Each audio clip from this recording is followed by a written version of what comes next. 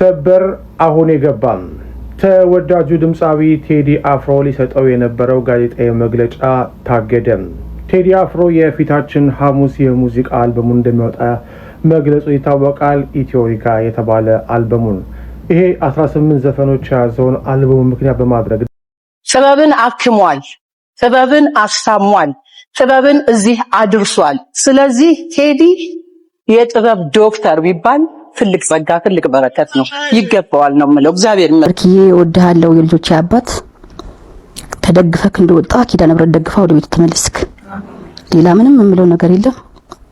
ሰላም የተወደዳችሁ የተከበራችሁ ውድ የዩቲዩብ ቤተሰቦች፣ ዛሬም እንደተለመደው አስተማሪና ቁም ነገር አዘል የሆኑ መረጃዎችን ይዤላችሁ ቀርቤያለሁ። ወደ ቪዲዮቹ ከዛ በፊት ግን ለዚህ ቻናል አዲስ ሆናችሁ ላይክ እና ሰብስክራይብ እንዲሁም የደወል ምልክቱን በመጫን ቻናል መቀላቀል ትችላላችሁ። ወደ ቪዲዮቹ ተመልካቾቼ፣ በመጀመሪያ ይዤላችሁ የመጣው ቪዲዮ ኮሜዲያን በረከት ወይም በቅጽል ስሙ የምናውቀው ፍልፍሉ በጽና እንደታመመ እናውቃለን።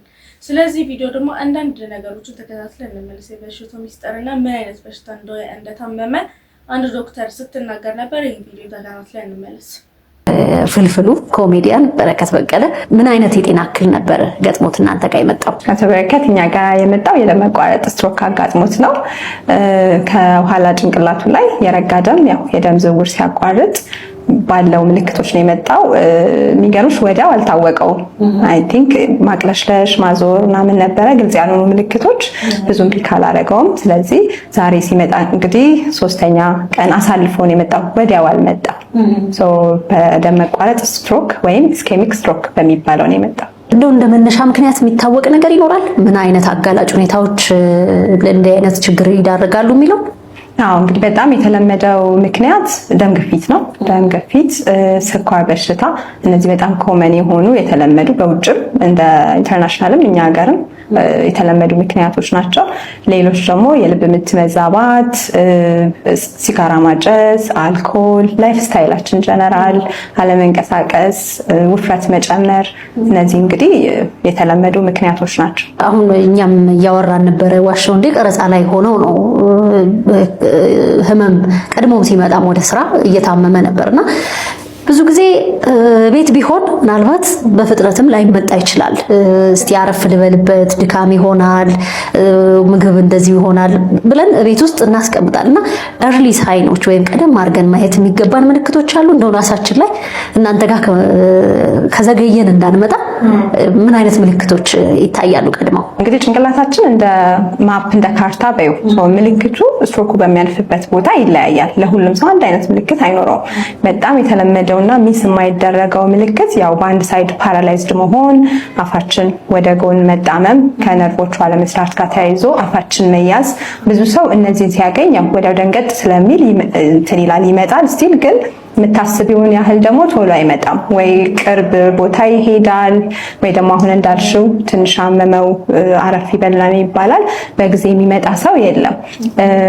ይሄ የተለመዱት ምልክቶች ናቸው። ሌላው ግን አሁን እንዳቶ በረከት አይነት ሚስ የሚደረጉ ምልክቶች ደግሞ የኋላ የጭንቅላታችን ክፍል ውስጥ ሲደርስ ሴረበለም የሚባል ክፍል አለን ከኋላ ያለ፣ ባላንሳችንን እንድንጠብቅ ያው እንዳንንገዳገድ ማስታወቅና የሚቆጣጠር እሱ ሲሆን ደግሞ የባሰ ሚስ ይደረጋል። ምክንያቱም ምልክቶቹ ባላንስ መንገዳገድ፣ አዞረኝ፣ ማስታወክ፣ ማቅለሽለሽ። ስለዚህ ይሄ በቀላሉ ለምሳሌ ከምግብ መመረዝ ጋር ከጨጓራ ጋር ልታስተያዩ ትችያለሽ። እና አሁን አቶ በረከትም ለዛ ነው 3 ቀን ፈጅቶበታል ፒክ ለማድረግ ምልክቱን ስትሮክ መሆኑን ለማወቅ። ያው ቀላል የጨጓራ ምልክት ይሆናል ብሎ ሚሳርጎታልና እነዚህ ናቸው። ቅድም ያነሳሽው ነገር እውነት ነው፣ ቶሎ መምጣት የሚለው ያው ስትሮክ የሰዓት ጨዋታ ነው፣ የደቂቃዎች ጨዋታ ነውና ቶሎ የመጣ በደንብ እንትን ይላል። ቶሎ ያልመጣ ደግሞ ያው ምንም ሳንረዳው በኋላ ማገገም ብቻ ላይ ይሆናል ማለት ነው ፎከሳችን። አሁን እኛ ጋር ራሱ ባለን ዳታ አትሊስት ቀጥታ ከቤት ቀጥታ የመጣ ወይም ደግሞ መኪና የተጠቀመ አምቡላንስ የተጠቀመ ሌላ ሆስፒታል ሄዶ የመጣ የሰዓት እንትኖቹ አውትካሙ ላይ በኋላ እንዴት ሆነ የሚለው ላይ ትልቅ ዲፈረንስ አላቸው። እና አሁን ለምሳሌ በአምቡላንስ መምጣት አትሊስት የ2 ሰዓት እንትን ያተርፋሉ። ያው ብሬናችን በእያንዳንዷ ሰከንድ ደም ላይ ኦክሲጅን ላይ ዲፔንደንት ነው። የረጋ ደም ተቋርጦ ቆየ ማለት ደግሞ ያው ሴሎች እየገደልሽ ነርቮች እየገደልሽ ነው የምትሄጂው። ስለዚህ በተቻለ መጠን ያው እኛ በ20 በ30 በ10 ደቂቃ ቢሆን ደስ ይለናል። ግን ካልሆነ ደግሞ እንደው በመጀመሪያው 4 ሰዓት ውስጥ ቢሆን ለረጋው ደም መበተኛ ማቅጠኛ መስጠት ይቻላል። ከዛ ለፍሲል ደግሞ ቢገፋ የመጀመሪያው 24 ሰዓት ውስጥ አትሊስት የረጋው ደም በደም ጉዳት ሳያመጣ ገብቶ ማውጣት ይቻላል ማለት ነው። እንደው ዳታ አለ። አሁን ብዙ ጊዜ እንሰማለን ስትሮክ መታት እንደዚህ ይባላልና እንዳልሽው እንደየሰውም ይለያያል። የቀኝና የግራም ክፍላችን ላይ ሲያጋጥምም የሚደርሰው ጉዳት ልዩነት ያለው ይመስለኛል። ዳታ ግን አለ ብዙ ያጋጥማል እንደምንሰማው ነው ወይስ እንዴት ነው? መረጃ አላችሁ እናንተ? አሁን የኛን ዳታ እንግዲህ እየሰበሰብን ያለ ነው። አትሊስት አሁን እስካሁን ሰዓት ድረስ ግን በወር አትሊስት 100 ሰዎች እንቀበላለን የኛ ሴንተር ማለት ነው። ይሄ ብዙ ነው። ያው ቤዳችን ሁሌ እንደሞላ ነው። ከስር እንደውም ሰዎች እንትን ሳይሉም ወደ ሪሃብ ሴንተሮች እንልካለንና አትሊስት 100 ሰው እኛ ጋር ይመጣል ማለት ነው። ከነዚህ ውስጥ የሚገርምሽ አትሊስት ስንት ፐርሰንት መሰለሽ? 26% ከ50 ዓመት በታች ናቸው። ያ ነው ደግሞ ምንድነው በጣም ኢንተረስቲንግ የሚያደርገው ነገር ውጭ ሀገር ዌስተርን ሀገሮች ጋር ይሄ ያው የትልቅ ሰው በሽታ ነው አይደል? 70 80 90 የምትይው ነውና እኛ ጋር ደግሞ ወጣቱም ከ50 በታች ያለው አትሊስት 26% የሚሆነው ይሄ የኛ ዳታ ነው፣ የራሳችን ዳታ ነው። እንግዲህ በደንብ ደግሞ ቢጠና ሌላ ሴንተሮችም ቢሆን ጠንከር ያለ እንትን ይኖረዋል። እኛ ጋርም አሁን እንደ ሀገር አይ ቲንክ ሌተስት በነበረው ዳታ ከመጀመሪያዎቹ ቶፕ 3 የሞት ምክንያቶች ውስጥ ነው ስትሮክ። ግን ያው ብዙ ጊዜ ኢግኖር ይደረጋል። ከሌሎች ህመሞችም ጋር የማዛባት ነገር ይኖራል። ፍልፍሉ አሁን ምን እያለን ነበር መሰለሽ? እንኳንም መስሪያ ቤቴን አልያዘው አለ አንደበቱን። የትኛው የአእምሯችን ክፍል ነው ንግግር ጋር የሚያያዘው? እንግዲህ አብዛኛው ሰው ያው ቀኝ እጅ ተጠቃሚ ነው አይደል? ራይት ሃንድድ ለሚባለው ራይት ሃንድድ ለሆነው ሰዎች የግራ ጭንቅላታችን ነው የላንጉዌጅን እንትን የሚቆጣጠረው። ለቀኝ እንትን ላላቸው የግራ ጭንቅላት ሲጎዳ ከሱ ጋር የግራ ጭንቅላት ማለት ደግሞ እዚህ አካባቢ ያለ ብሮካስ አፌዥያ የሚያመጣ የላንጉዌጅ ሴንተራችን አለ። እሱ ሲጎዳ ያው ንግግር ይያዛል ማለት እንግዲህ አንደኛ ሚውት ልትሆኝ ይችላልሽ። ምንም ማውራት ሙሉ በሙሉ ሊጠፋ ይችላል። መረዳት ሊጠፋ ይችላል። ላንጉዌጅ ሲባል አንቺ ያወራሽ በሽተኛው ላይረዳሽ ይችላል። ደግሞ ለስለስ ሲል ያወራሉ ግን ወይ ስም ይጠፋባቸዋል። መጻፍና ማንበብ ኮምፕሊትሊ ይጠፋል። ያው እንትን ነው፣ ቀለል ያለ ጉዳት አይደለም። እንደ እንትን ብዙ ነገሮችን የሚይዝ ነው ላንጉዌጅ ሲባል። ብዙ ሰው ላይ የግራ ጭንቅላት ነው፣ ግራኝ የሆኑት ላይ ደግሞ ወደ ቀኝ ጭንቅላት ሽፍት ሊያደርግ ይችላል።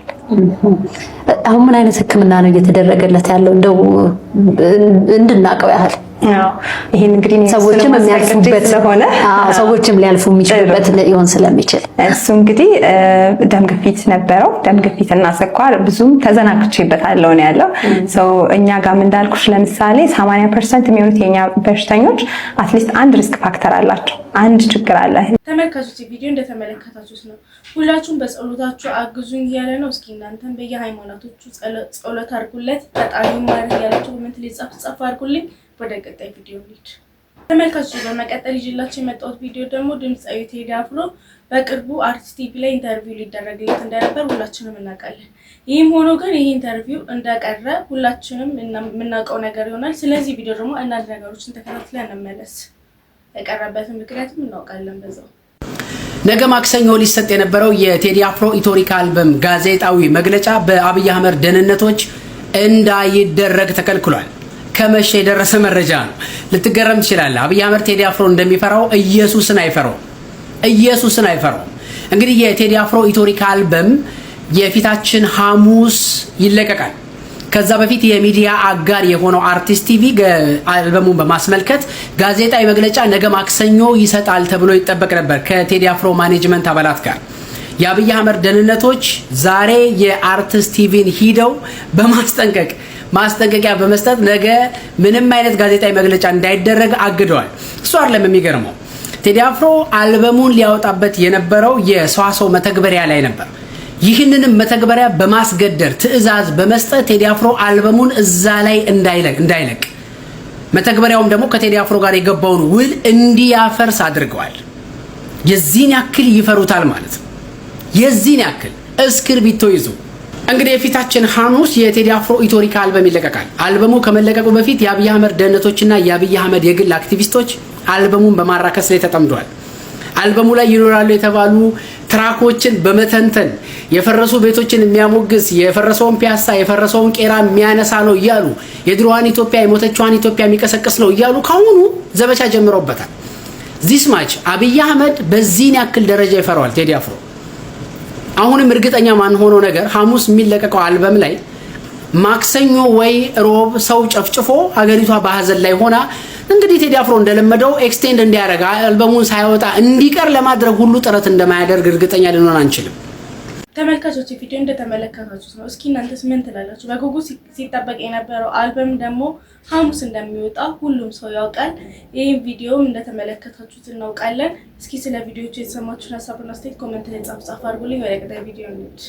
በመቀጠል ደግሞ ተመልካቾች ይላችሁ የመጣ ቪዲዮዎች አንድ አንጋፋ አርቲስት ስለ ቴዲ አፍሮ የተናገረችው ደስ የሚል ንግግር ነበር። ይህን ቪዲዮ ተከታትለን እንመለስ። ጥበብን አክሟል፣ ጥበብን አስታሟል፣ ጥበብን እዚህ አድርሷል። ስለዚህ ቴዲ የጥበብ ዶክተር ቢባል ትልቅ ጸጋ፣ ትልቅ በረከት ነው። ይገባዋል ነው የምለው። እግዚአብሔር ይመስገን፣ በጣም ደስ ብሎኛል። አላቶች ያጡኛል ነው የሚባለው። በቃ እኔ የምልሽ ሁሉን ነገር ነው እግዚአብሔር የሰጠው። በእውነት የበሰለ ልጅ ነው። ሙዚቀኛ፣ ዘፋኝ ብቻ አይደለም። ቴዲ መልእክት አስተላላፊ ነው። የህዝብ ቁስል የሚያድን ነው። ለልጆች አስተማሪ ነው። ታላላቆቹን አክባሪ ነው።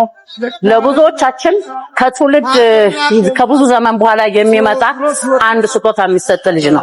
ጥላሁን ገሰሰ እንደነበረ አሁን ደግሞ ቴዲ አፍሮ ደግሞ በዚህ ዘመን ጀነሬሽን ለሁሉም ለትንሽ ለትልቁ ትልቅ መንገድን የሚከፍት ልጅ ነው። አዎ ተመልካቾች ቪዲዮ እንደተመለከታችሁ ነው። በጣም ደስ የሚል ንግግር ነው። እስኪ እናንተስ ምን ትላላችሁ? መቼስ ቴዲ አፍሮ የማይወደውን ሰው የለም። ስለዚህ ቪዲዮ የተሰማችሁን ሀሳብና አስተያየት ኮሜንት ላይ ጻፍ አድርጉልኝ። ወደ ቀጣይ ቪዲዮ ነው። በመቀጠል ይዤላችሁ የመጣው ቪዲዮ ደግሞ 2 ወር ሙሉ እንደማይጾም ሁላችንም እናውቃለን፣ ሮብና አርብንም ጨምሮ። በዚህ ምክንያት ሮብና አርብን ለምን እንደምንበላ ዲያቆን ሄኖክ ኃይሌ አንዳንድ ነገሮችን ነገረውናል። ይሄን ደግሞ ተከታትለን እንመለስ። በባለ 50 ሮብና አርብ የማይጾመው ለምንድን ነው? እንደው እንዲህ ብሎ የሚጠይቅ ሰው መገኘቱ ራሱ ትልቅ ነገር። ለምን መሰለሽ? ብዙ ሰው አርብ ሮብ ለምን እንጾማለን ይላል እንጂ ጾሙ ሲቀር ለምን አንጾምም አይልም። በዛው ቢቀር ደስ ይለዋልና ስለዚህ ለምን አንጾምም የምትለው ጥሩ መንፈሳዊ ጥያቄ ነች። አርብና ረቡን በባለ 50 ማንጾመው እነዚህ ሰዎች 50 ቀን ሙሉ ጾመው ተጎድተዋል፣ ትንሽ ይጠገሩ ተብሎ አይደለም። እንደዚህ አይነት 2 ምክንያቶች ናቸው። አንደኛው ስለ ጾም ነው። በትክክል ከጾም ነው ስለ ጾም ነው። እንዴት መሰለሽ? አብይ ጾም የሚጾመው በቤተክርስቲያናችን ስርዓት የመጀመሪያው ሳምንት እስከ 12 ሰዓት ነው። የዘወረደ ሳምንት እስከ 12 ሰዓት ነው። ከቅድስት ጀምሮ እስከ ኒቆዲሞስ መጨረሻ ላይ ከሆሳና በፊት እስካለው ድረስ ደግሞ የሚጾመው እስከ 11 ሰዓት ነው። ከዛ ሰሙነ ሕማማት እስከ 13 ሰዓት ነው። እስከ ምሽቱ 1 ሰዓት ድረስ ጨረቃ እስኪታይ ድረስ ሰሙነ ሕማማት። ከዛ በኋላ ዓርብ ዕለት እስከ ትንሣኤ እሑድ ያለው አለ አይደል 33 ሰዓት ነው። ከጌታ ስቅለት በኋላ 33 ሰዓት ነው። ነገራችን ላይ ጌታ ምድር ላይ 33 ዓመት ነው የኖረው ያስተማረው ብዙ ታምራት የሰራው አጠቃላይ 33 ዓመት ነው።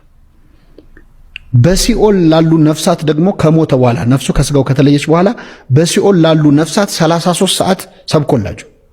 የምድር 33 ዓመት የሲኦል 33 ሰዓት ነው እና ያንን አስተምሯል። በወህኒ ላሉ ነፍሳት ሰላምን ሰበከላቸው ያለው ቅዱስ ጴጥሮስ ማለት ነው። ስለዚህ ከ12 ሰዓት ስንጾም የጨመርናት ሰዓት ማለት ነው እስከ 12 ከ9 ሰዓት እስከ 12 ሰዓት ያለች አይደል? እሷን በትክክል አንድ ሰው ከጾመ ከዛ እስከ 11 ሰዓት ሲጾም እሱንም ከጾመ ከዛ በኋላ ደግሞ መጨረሻ ላይ ያለውን 33 ሰዓት ከጾመ ሲደመር 126 ሰዓት ይሆናል። 126 ሰዓት ማለት በባለ 50 የማንጾማቸው ዓርብና ረቡዕ ሰዓቶች ናቸው። ስለዚህ ኦልሬዲ በትክክል ሰምተናት በዛ ደረጃ ከጾምን ዓርብና ረቡዕን ጾመን ነው የጨረስነው። አብይ ጾም ላይ ስለተጾመ ነው የማይጾመው ማለት ነው። ይህን ጠንቅቆ ግን የማይጾም ሰው ካለ ደግሞ ሁለተኛው ግን ምክንያት ትንሣኤ ማለት 50 ቀን እየተከበረ አይደለም። 50ውን ቀን እንዳንድ ቀን ነው ቤተክርስቲያን የምታየው። እንዳንድ ቀን አሁን 50ውን ቀን ሙሉ ክርስቶስ ተነስቷል በእውነት ተነስቷል ይባላል እንደ አዲስ ዛሬ የተነሳ ጠዋት የተነሳ እንዲመስል ነው። ለምን ያንን እንዳንድ ቀን ነው ቤተክርስቲያን 50ውን ቀን የምታየው። ስለዚህ በትንሳኤው ቀን መጾም ይሆንባታል። ለዛ ነው 50ውን ቀን ያለ ጾም እንድና ተመልካቾች ቪዲዮ እንደተመለከታችሁት ነው በጣም ደስ የሚል ነገር ነው። እስኪ እናንተ ስለዚህ ቪዲዮ ተረዳችሁትን ነገር ኮሜንት ላይ ጻፍ አድርጉልኝ። ወደ ቀጣይ ቪዲዮ እንሂድ። ተመልካቾች በመቀጠል ይዤላችሁ የመጣ ቪዲዮ ደግሞ ኢቢኤስ ቲቪ ቻናል ዋለና አባይ ቲቪ የሚመራው አንድ ሰው ነው አንድ ባለቤት ነው ያላችሁ ተብሏል። ያው ይሄም የተባለበት ምክንያት ሁሉም ቻናል ላይ የሚቀርቡት ቪዲዮዎች እና ተከታታይ የሆኑ ነገሮች አንድ አይነት በመሆናቸው ነው። እስኪ ደግሞ ይሄ ቪዲዮ ተከታትለን እንመለስ። የኢቢኤስ የአባይ ቲቪ እና የቻናል ዋን ባለቤት አንድ ሰው ነው። ትናንትና በዓሉን ከቤተሰብ ጋር ነበር ያሳለፍኩት። እኔ ከዚህ በፊት ባለኝ ልምድ ከተበላ በኋላ ቡና እስኪፈላና ቡና የጠጣን ቲቪ ማየት እወዳለሁ። ነገር ግን ከሆነ ጊዜ በኋላ ለ1 ዓመት ለ2 ዓመት ይሆናል ምክንያቱም በማላውቀው ምክንያት ቲቪ ማየት አቁሜ ነበር። ታዲያ ትናንትና ያሙድ መቶብኝ ቲቪ ማየት ጀመርኩና መሀል ላይ ሰሞኑን በማህበራዊ ሚዲያ ላይ ቻናል ዋን እና አባይ ቲቪ ሙሉ የኢቢኤስን ፕሮግራም ኮፒ ፔስት እያደረገው ነው የሚባለውን ነገር ስላስተዋል ትንሿን ሲስተር እስኪ ወደ ቻናል ዋን ቀይር ያልኳት እዛው ኮነን አለችኝ። በጣም ነው የገረመኝ። ከዛ ወደ ኢቢኤስ ቀየርኩና እያየው ገርሞኝ ከኢቢኤስ ወደ አባይ ቲቪ ሲሄድ ተመሳሳይ ፕሮግራም፣ ከኢቢኤስ ወደ ቻናል ዋን ሲቀየር ኢቢኤስ ላይ ያያቸውን ፕሮግራሞች አቅራቢዎቹ እስኪሰለቹ ድረስ ያሳዩዋል። ይህን ስመለከት ኢቢኤስ ተጽዕኖ ምን ያክል ከባድ እንደሆነ ነው የተገነዘብኩት። ተመሳሳይ አሰልቺ ፕሮግራም ውክቤ የበዛበት ትላልቅ የሚባሉ አቅራቢዎች ሲቦርቁና ሲንጫጩ ሲያዝናኑ ሳይሆን ሲያዝጉ ነው የሚሉት። ይህን ስመለከት ምን አስተዋልኩ? የአባይ ቲቪ እና የቻናል ዋን በተለይ ደግሞ የቻናል ዋን እና የኢቢኤስ ባለቤት አንድ ሰው እስካልሆነ ድረስ ወይም ሼር ከሌለው በስተቀር የቲቪ ጣቢያውን ከመክፈታቸው በፊት በምን አይነት ለየት ባለ ፕሮግራም መምጣት እንዳለባቸው በደንብ አድርገው ማሰብ ነበረባቸው ባይ ነኝ። ይህ የኔ ሐሳብ ነው። እስኪ እናንተም ትዝብታችሁን ኮሜንት አድርጉልኝ። ፎር ላይ ሼር ኮፒ ሊንክ እንዳይረሳ። ቸር ቆዩልኝ። ተመልካቾች ቪዲዮ እንደተመለከታችሁ ነው። እስኪ እናንተስ ምን ትላላችሁ? እውነት ነው ውሸት? ሰማችሁን? ሐሳብና አስተያየት ጻፍ አድርጉልኝ ኮሜንት ላይ። መቀጠል ደግሞ አንድ እውነተኛ ታሪክ ላይ የተመሰረተ ቪዲዮ ይዤላችሁ መጥቻለሁ። ይሄን ቪዲዮ ተከታትለን እንመለስ። በኢትዮጵያ የፊልም ታሪክ ውስጥ የመሰሪ ገጸ ባህሪዎች አባት ጥቀሱ ቢባል የብዙዎች መልስ ይህ ሊሆን ይችላል። ከ30 በላይ ፊልሞች ላይ ተሳትፎ በአብዛኞቹ ውስጥ ተመልካችን በሚያበሳጭና በሚያስፈራ መሰሪ ማንነቱ የምናውቀው አርቲስት ዘላለም ይታገሱ ከዚህ ቁጡ ገጽታ ጀርባ እጅግ የሚገርም የህይወት ታሪክ ተደብቋል። ሽሮ ሜዳ ተወልዶ ላምበረት ያደገው ዘላለም የልጅነት ህይወቱ በፈተና የተሞላች ነበረች። በሬ እየጠበቀና አረቄ እያወጣ ያደገው ይህ ከረር ያለ ማንነት ከአባቱ እጅ ዓለም ሰምቶት የማያውቀውን ቅጣት ቀምሷል። እርግብ ተወርውሮበትና በክራር ሳጥን አናቱን የተመታበትን ያንን ጊዜ ፈጽሞ አይረሳውም። የሚገርመው ግን ይሄው ጨዋታና ቀልድ አዋቂው ዘላለም በአንድ ቀንና በተመሳሳይ ሰዓት የተወለዱ የ3 ልጆች አባት ነው። ይበልጥ የሚያስደንቀው ደግሞ 3ቱም ልጆች ሲወለዱ ያዋለደቻቸው አንዲት ተመሳሳይ ሐኪም መሆኗ ነው። ዘላለም ተዋናይ ብቻ አይደለም። እርሱ ጸሐፊ፣ ሰዓሊ፣ የዕደ ጥበብ ባለሙያና የቀድሞ ሙዚቀኛም ጭምር ነው። ብዙ ተሰጥኦችን በአንድ ማንነት ውስጥ አጣምሮ የያዘ ድንቅ የጥበብ ሰው። ታዲያ ለመሰሪ ገጸ ባህሪ አባት ለሆነው ለአርቲስት ዘላለም ይታገሱ የትወና ብቃት እናንተ ከ10 ስንት ነጥብ ሰጥታላችሁ? ላስመለከተን እውነተኛና ድንቅ ትወናም አመስግኑት። መልካም ጊዜ። ተመልካቾች ቪዲዮ እንደተመለከታችሁት ነው። በጣም የሚገርም እውነተኛ ታሪክ ነው። እስኪ እናንተም ስለ እውነተኛ ታሪኩ የተሰማችሁ ሀሳብና አስተያየት ካለ ኮሜንት ላይ ጻፍ አድርጉልኝ። ወደ ቀጣይ ቪዲዮ እንሂድ። በመቀጠል ደግሞ ይዤላችሁ የመጣው ቪዲዮ እድሜያቸው ትልቅ ሆኖ ግን ደግሞ እንደ እድሜያቸው ማያረጋቸው አንዳንድ ሰዎች አሉ። በእነሱ ዙሪያ ደግሞ ሰመረ ባራ የተናገረችው ነገሮች አሉ። ይሄን ቪዲዮ ተከታትለን ምንም አይነት ነገር አልናገርም። እንደነገርኩ ተይቼ የማስበው ስለሷ ነው እና ድንገት ደግሞ በአንድ በኩል ደግሞ ስመረው እንዴ እኔም ፍቅር ሊይዘኝ ነው እንዴ ራሴንም እንዳይዘኝ በጣም ፈራ ነበር። የመጨረሻ ላይም በቃ አብረን እንደምንሆን ነበር ተስፋ ማደርገው። ቁጭ ብዬ ሳስብ ምናምን ለሱ ለየት ያለ ስሜት በቃ ማጥፋት የማልችለው አይነት ስሜት ይሰማኛል። አቶ ተካልኝ ይባላል። በትራንስፖርት ዘርፍ ውስጥ ላይ አመት አገልግያለሁ። እድሜ ደግሞ 50 አመት ነው። በትርፍ ጊዜ ልጆችን አመላለሳለሁ። ሚስት አለኝ፣ የ10 አመት ልጅ አለኝ። አሁን ከተፈታን 10 አመት ማለት ነው። ስሜ ሜሮን ይባላል። አሁን የ25 አመት ሴት ነኝ እና ከተካልኝ ጋር የተገናኘ ነው። ጋሼ ነበረ። በዛ ሰዓት ነበር ከተካልኝ ጋር የተዋወቅ። 6ኛ ክፍል ተማሪ ነበርኩኝ። ከዛ እድሜ ጀምሮ ነበር ተካልኝ ለኔ ሰርቪስ አገልግሎት የሚሰጠኝ እና ተካልኝ በጣም ጥሩ ሰው ነበረ። ሰርቪስ ጧጧት ሁሉ ጊዜ ከረሜላ ምናምን ይዞልኝ ይመጣ ነበረ። ያጫውተኛል ምናምን። ያው እሷም እንዳለችው ያ ቤተሰቦች ኃላፊነቱና ወደ ትምህርት ቤቷ እንትንስ ወደዛ ነው ወደዚህ ድረስ የነበረው ሂደት እንደዛ ነው። ከ10 ዓመቷ ቢሆን ነው። እኔ ደግሞ ያው በሹፍርና ደረጃ ውስጥ ዋናውን ከመስራቴ ቀጥሎ የሷን ነበረ በሷ አማካኝነትም ነበረ ተማሪዎችን ማድረስ የጀመርኩት። ያው እሷ እንትን እንደምትለው ሁኔታውን ሳያት ከሌሎቹ ልጆች ደግሞ የተሻለች ነች። ያው ቤተሰቦቿ ከቀጠል ጀምሮ ኃላፊነቱን ሰጥቶኛል። እንዴት ቤተሰቦቿ ታዲያ ኃላፊነቱን የሰጡት እንዲያደርሷት እኮ ነው ትምህርት ቤት ከረሜላ ገዝተው እያጫወቱ እንዴ። አሁን ይሄ የምር ከሆነ ነውረኛ ሰው ነው ትርሶ እንዴ። ምን አይነት ቤተሰብ እንዳሉት አላውቅም። የ10 ዓመት ልጅ አደራ የተሰጠው ሽማግሌ ትራንስፖርት አመላላሽ ሰው እኮ በአደራ ልጅቷን እንትን ይላል እንጂ እንዴት ድራማም ከሆነ ነውረኛ ናቸው የዚህ ፕሮዲዩሰሮች። ድራማ ይመስለኛል መቼም እርሶን የሚያክል ሰው በኢትዮጵያ ማህበረሰብ ውስጥ መጥቶ የ10 ዓመት ልጅ አፍቅሬ አሳድጌ ምናምን የሚል አይመስለኝም ጭራሽ። አንቺ እጅግ ነውረኛ ነሽ። በቃ የመጨረሻ እንዴ ተካልኝ ሲባል ታያለሽ። ጋሽ ተካልኝ ሲባሉ እኮ ነው የሚባለው እኮ እንዴት ነው ነገሩ? ከአያት ጋር ጋሼ በይ ወዴት ነው? ፍቅር ሌላ ነው፣ አክብሮት ሌላ ነው። እንደ ድሮ እናት ወይ ጋሽ አንቱ በይ በቃ ምንም ደስ አላልሽኝም። እርስዎ ግን እንዴ ልቻደ ሚስታለኝ አንዳንዴ ፍቅር ይዞት ካሳደጓት ልጅ ጋር እንዴ እንትን እኮ አለው ቼን የሆነ ነገር እኮ አለ እምነት ቼን ምናምን ይባላል እኮ። ልጅን እኮ የምትሰጠው ለአንድ ሰው ሀፕን የማያደርጉ ነገሮች አሉ፣ የማይፈጠሩ ነገሮች። ትራንስፖርት አድርስልኝ ብለህ ትልቅ ሰው አንጾ ትራንስፖርት አድርሶ መንገድ ላይ እንዳይለቅፏት ጠብቆ፣ ሌሎች ወንዶች ትምህርቷን እንዳያሰናክሏት ጠብቆ፣ አሰናካዩ ራስህ ተከፍሎ ሽማግሌ በነጭ ሼድ አድርገህ ራስህ አሳድገህ እንትን እንዴ ላንተ እንደምስጣት ባቅኖርማ መጀመሪያም ከጎረምሳ ሹፌር ጋር ልካት ነበር። በኩያዋ ከሆነም ሆነ አንድ ይሆናል አሉት ሴትዮዋ። በጎረምሳ ቢሆን ይሻለኛል ከሆነም። እንዴት ነው አሁን የምትደራረጉ የምትሆኑት የምትሉት እኔ በስማ ምን ይላሉ? እንደው አቶ ተካልኝ ይቁረቡ እውነት ይቁረቡ። የመጨረሻው ነው ይሄ ዓለም ያልቅ ነው እርሱ ላይ ተመልካቾች ቪዲዮ እንደተመለከታችሁ በጣም ያሳፍር ነገር ነው። እስኪ እናንተስ ምን ትላላችሁ? ከአንድ ትልቅ ሰው ማይጠበቅ ነገር ነው ሲያደርጉ የነበሩት ፋዘር። ስለ ቪዲዮዎቹ የሰማችሁን ሀሳብና አስተያየት ኮሜንት ላይ ጻፉ አድርጉልኝ። በመቀጠል ደግሞ ወቅታዊና አነጋጋሪ የሆኑ ቪዲዮዎችን ተከታትለን እንመለሳለን። ወደ ቪዲዮዎቹ ታሞ ነበር፣ ነገር ግን በዓል ስለሆነ ተመልካቾቹን አክብሮ ነው እንግዲህ እየታመመ ወደ ፕሮግራሙ የመጣውና እዛም ከመጣ በኋላ እንደምንም ብሎ ያው እስከተወሰነ ጊዜ ድረስ ተቋቁሞ ፕሮግራሙን ለመስራት ሞክሯል። ያው በኋላ ላይ ግን ያው እንደተመለከታችሁት አልቻለም። እንግዲህ በቀጥታ በአሁን ሰዓት ያው ወደ ሆስፒታል ገብቶ ሆስፒታል ይገኛል። እንግዲህ ሁላችሁም እንግዲህ በጸሎት ከጎኑ እንድትሆኑ እንጠይቃለን ማለት ነው። ይሄን ያለ አዎ እንግዲህ ሁልጊዜ ሲስቅ ሲጫወት ለቤቱ ድምቀት በየትኛውም ቦታ ላይ ቀልድ ነው። እኔ ሁሌም ሳገኘው በጣም ተጫዋች ነው። ከስራውም በቃ ህይወቱ ነው ኮሜዲ ለሱና ያስደነግጣል። እንደዛ የሆነ ሰው በጤና እክል ምክንያት ከመሃላችን ሲጎድልና በጸሎታችን ሁላችንም የምናስበው ድጋፋችንን በብዙ መልኩ ይሻል ብዬም አስባለሁ። አለኝ የምትለው ሀብት ምንድነው? ልጄ።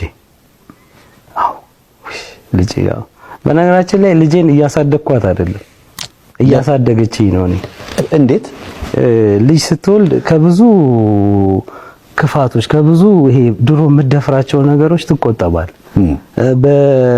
አሁን እኛ ልጅ ስንወልድ የምናሳድግ ምናምን ይመስለናል። እኛንን የምናድገው በሐሳብ እናድጋለን። ብዙ ማንደፍራቸው ነገሮች እንደፍራለን። ለምሳሌ ድሮ የምንገፋቸው ስራዎች ከነበሩ አሁን ለነሱ ስትል ድሮ ሰው ታስቀይም ከነበረ ለነሱ ለልጆች ስትል የሆነ ክፋት ልትሰራ ስትል ልጅህ ስትመጣብህ በቃ ትመለሳለህ። ስለዚህ መውለዴ አቀዝቅዞኛል ለምትል በደንብ አዎ።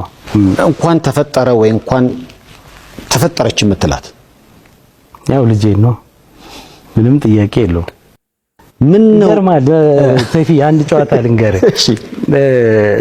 በህይወቴ የማረሳው ልጄንና አባቴን የመጀመሪያ ቀን ሳገናኛቸው በጣም ለኔ ትራጀዲ ነበር።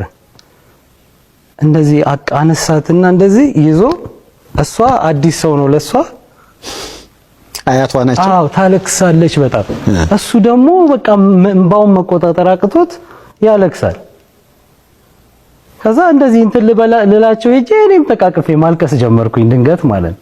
በጣም ታቺ ነበረ ሞመንቱና እኔ ልጄ ነች እንኳን ተፈጠረች ማለት ተመልካቾች ቪዲዮቹ እንደተመለከትናቸው ነው ዛሬ ይዤላችሁ የመጣው ቪዲዮ እነዚህን ይመስላሉ። እናንተ በስልክ ላይ ቪዲዮ ተሰማችሁ ሐሳብና አስተያየት ኮሜንት ላይ መጻፋችሁን አትርሱ። በቀጣይ ባሪፍ እንደምንገናኝ ተስፋ አደርጋለሁ። አመሰግናለሁ።